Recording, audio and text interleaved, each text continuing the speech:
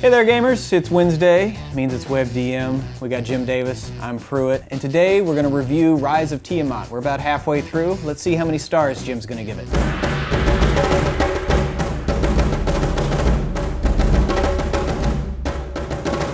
Let's talk about Rise of Tiamat.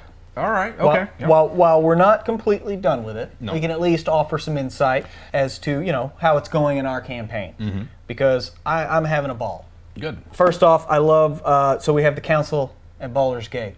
Okay, yeah. Yeah? So it was a lot of fun. All the different parties. Yeah, the different factions that are there. There's a lot about it that I took inspiration from the module, but also like wanted you guys to have to do less hoop jumping. You know? The module, it seems like everybody's really easily offended by whatever the party does.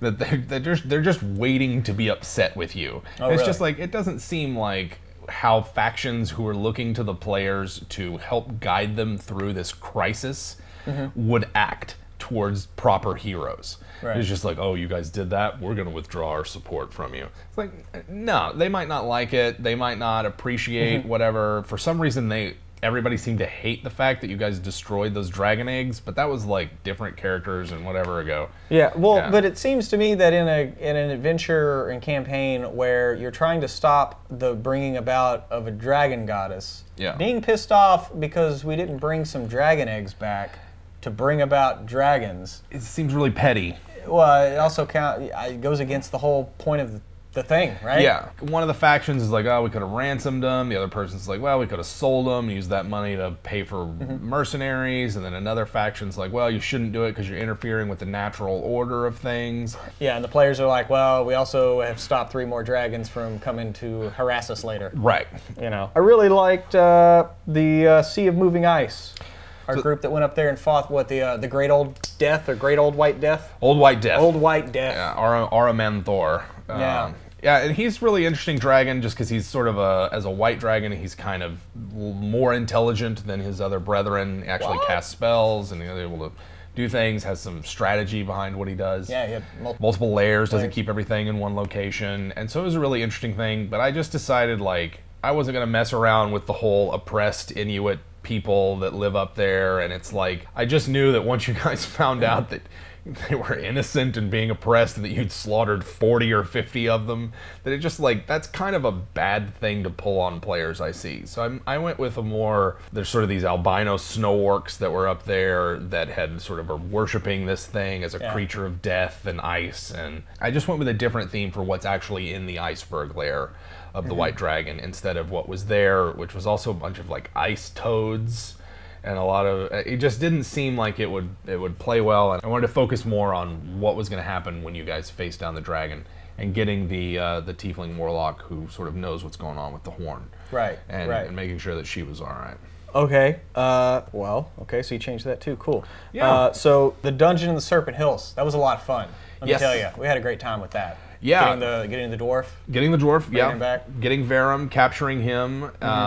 Again, kind of like the Sea of Moving Ice, I changed up a lot of the enemies. Oh, okay. So, in the original module, it's just like, there's some Yonti that are there, and they just happen to catch this guy, and there's no connection with the Yonti between anything else. They just sort of live there, and it's like, why are they there? What are they doing? And so I wanted to create something where there's an alliance between the Yonti and the Green Dragon faction, and so it suggests that because the Green Dragon faction is going after the White Dragon faction, that there's this odd interplay between the different branches of the cult. Yeah. Wanted you guys to kind of start thinking about, like, is there a way to like drive wedges in between the different parts of the Cult of the Dragon, if that's a path that you guys wanted to pursue. Right. Not force it on you, but just like, it's there in case you pick up on it. So the whole inner fighting, the infighting with the cult, like you just put that in? That's just something I made up, because I figure like, the original Cult of the Dragon is they just want to raise Draco Liches, and now this guy suddenly comes along and is like, no, we're going to be this hyper-religious cult to a dragon goddess who could care less about stupid two-legged mammals.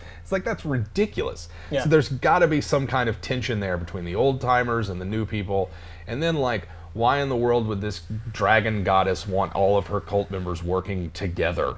Like, that just doesn't strike me as something that they would promote. A chaotic entity.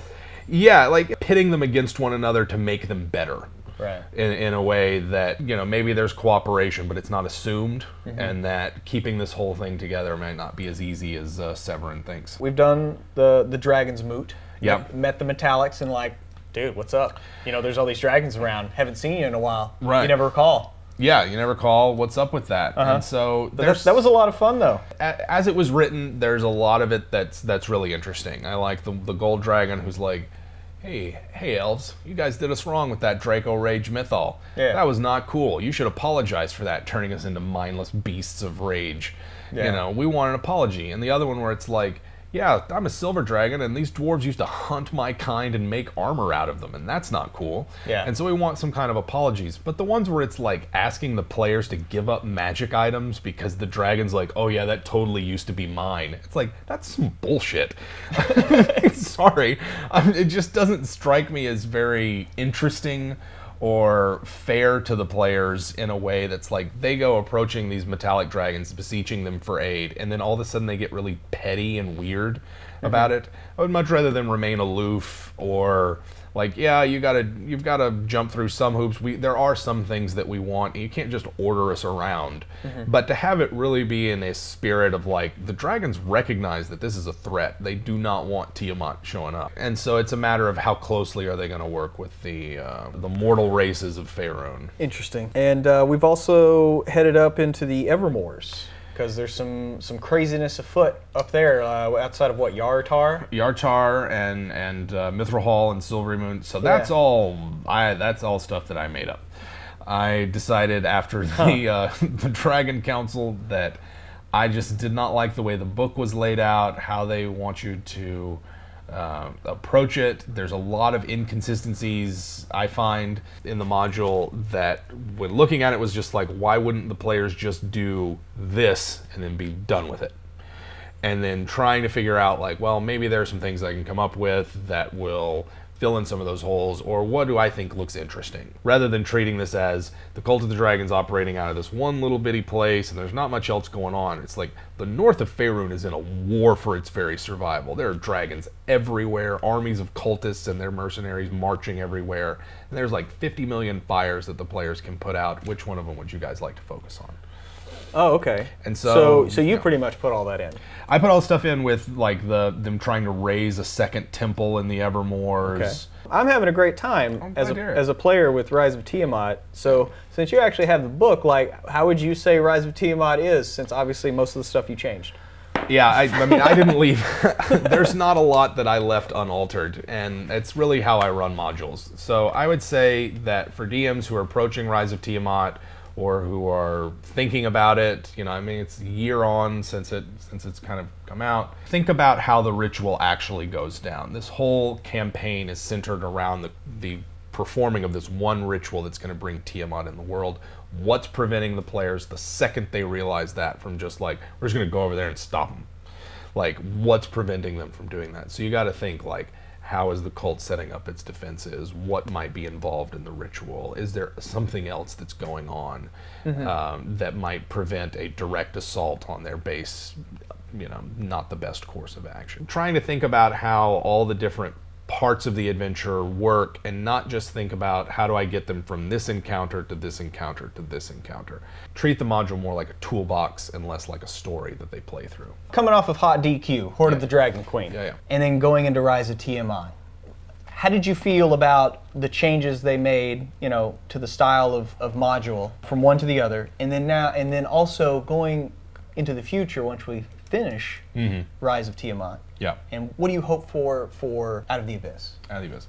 So reading those first couple of chapters in Rise of Tiamat, I was like excited. I was amped up to run this game because it suggested that the more linear style of Horde of the Dragon Queen would be put aside, and that there would really be a toolbox approach to just kind of creating an adventure that features this large geographic area with this great big threat that the players can approach in a number of different ways. Right. And so those first few chapters where they're describing what the factions are like, what are the goals of the Cult of the Dragon, how are they going to accomplish those, who are their allies, what allies do the PCs have to rely upon, here's how the cult will go after the players once they realize what's going on. There was like all of this really great information for how to build your own Cult of the Dragon game.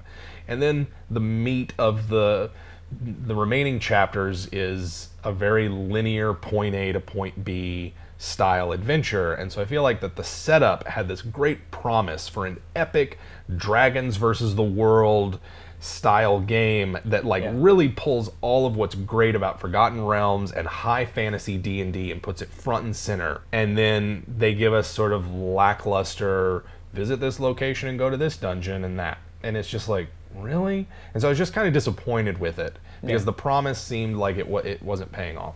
So what I hope that Out of the Abyss does is it gives us more of a toolbox. And it says, like, whatever's going on down in the Underdark with Demogorgon and the fungus queen that I can't remember her name, is more of a toolbox. Like, this is what their goals are. This is how they will accomplish them. These are the people you'll find down there. These are the societies. I hope it's just a weird trip through the Underdark with, like, Myconid cities and Mind Flayer colonies and just everything that's bizarre about subterranean Dungeons and Dragons in one book, and the players are just like, go play over there for a while, see what's going on over there. Kind of a return to what was that one? The Underdark campaign. A Night Below. Night Below. Yeah. I'm hoping they channel some of A Night Below into that. That'd be nice. Thanks again for watching WebDM. We're gonna have new ones every Wednesday. Be sure to click the subscribe button, and also if you want to head over to Facebook, you can check out Jim's inspiration list for his campaign coming up. Tell your friends. Come back next week.